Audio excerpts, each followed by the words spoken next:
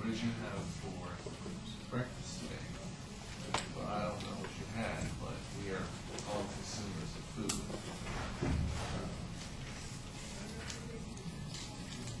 Food can be such a powerful weapon at times. It's more powerful than bombs or guns.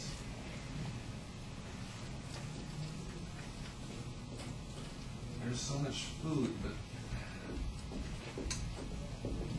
we take it for granted here in the first world countries. Others in third world countries are starving or malnourished.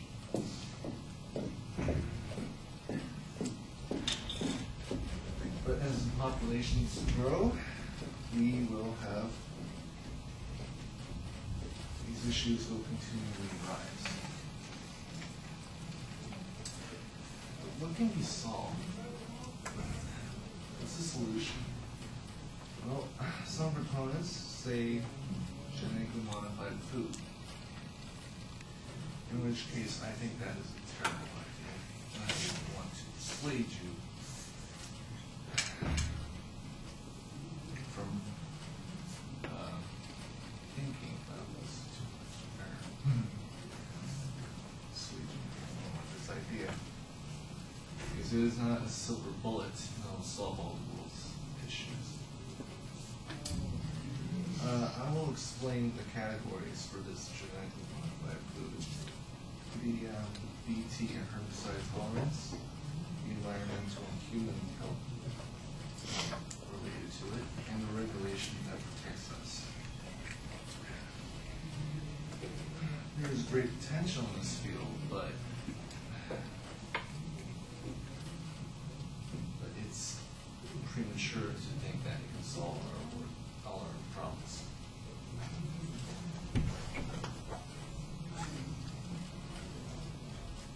In the past few weeks, I have researched it. It holds potential, but it's a terrible idea. That being said, good theoretical uses for it. Unlike their conventional crops that we have currently, GM crops have genes inserted from, say, a jellyfish or a bacteria. All of them might have some characteristics that give it an advantage in the fields, and it could extend shelf life.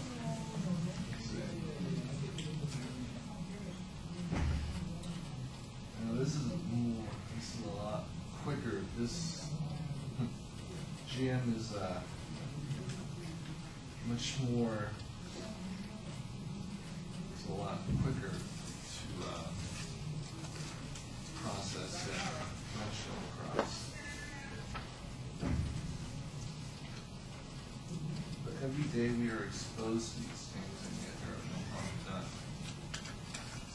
Surprisingly, the USDA has given a percentage of foods that we are exposed to. 72% of corn and 94% of soybeans have been genetically modified. Among them, tomatoes, potatoes, carrots,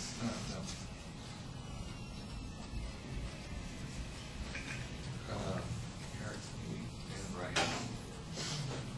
In fact, 70% of processed foods have genetically modified ingredients in them. Think about the last time you had a candy bar, or I don't know, maybe a peanut butter and jelly sandwich. That has genetically modified ingredients into it. It's just stupid. You know, there are also crops that have BT and herbicides. Well, let's start with what is BT. BT is a naturally occurring bacterium that can kill most insects, and it's not harmful to humans. It's that Latin name is Bacillus thuringiensis. So on. the advantage of this is that it's naturally occurring, right? So they think it's a good idea to incorporate it into our crops, mainly soybeans and corn and cotton.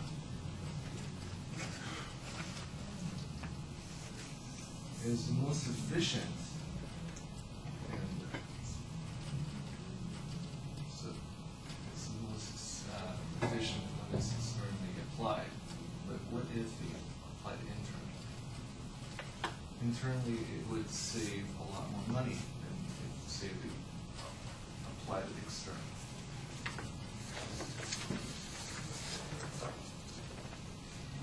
BT has since been introduced in the form of corn, cotton, sugar beet, and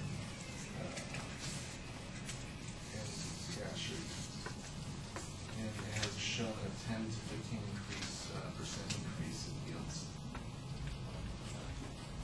But it's made by the company called Monsanto, of which I'll get to later on.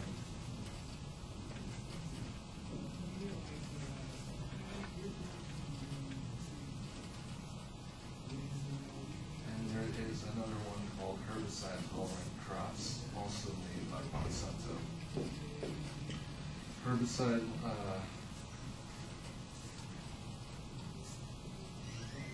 these GM herbicide-tolerant and insecticide-tolerant crops are more of a double-edged sword.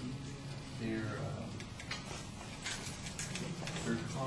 cost and effectiveness could be lowered, or it can also wreak havoc in the natural environment in which they are applied.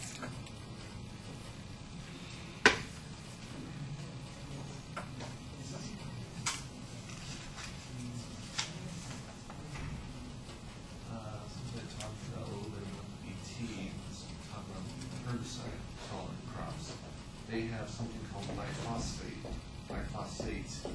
which is a chemical most effective against weeds. It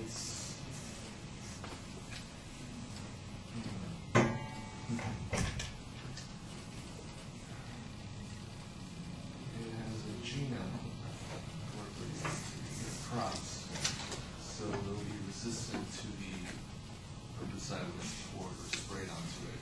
So the surrounding weeds will die, but the crops themselves will actually survive this. And would you eat herbicide, genetically modified herbicide?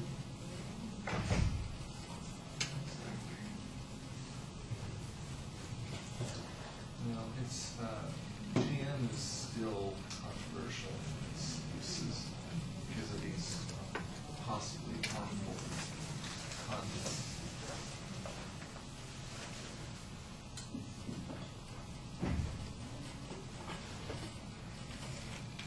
There is potential in these, but at the same time it's extremely dangerous.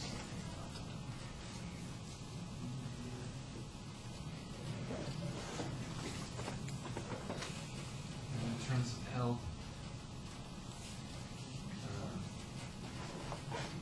GM food can have a number of beneficial and disastrous health options.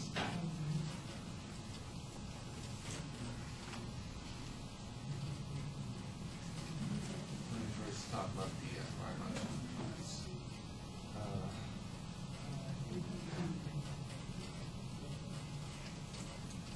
The first GM crop with BT resistance have been successful, but they introduce almost a resistance for the insects because these are internally applied to them. It is the only natural and most powerful insecticide. Organic farmers use them, conventional farmers